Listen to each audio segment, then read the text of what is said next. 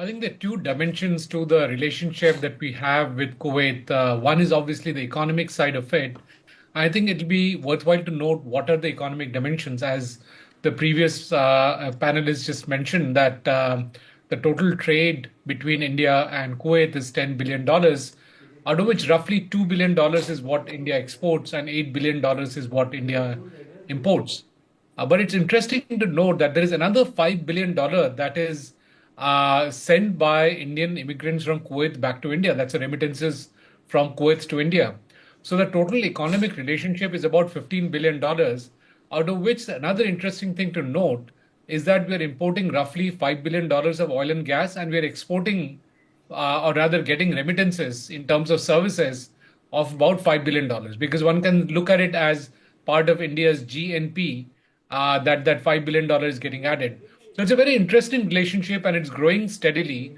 And even though we have diversified to Russia for oil and gas, the imports and the economic relationship with Kuwait is on a continuously improving path.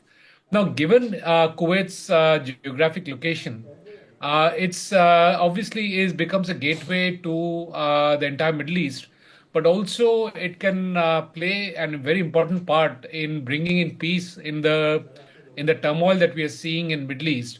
And therefore, from an Indian perspective, it's important to have that dialogue opened up so that Kuwait also becomes a partnering country which is active in playing a role in bringing in normalcy back to Middle East. And that's something that our Prime Minister is very keen on because it is impacting the Indian economy. The turmoil in Middle East has increased the cost of goods and products in India, which is also reflected in the weakening of the rupee.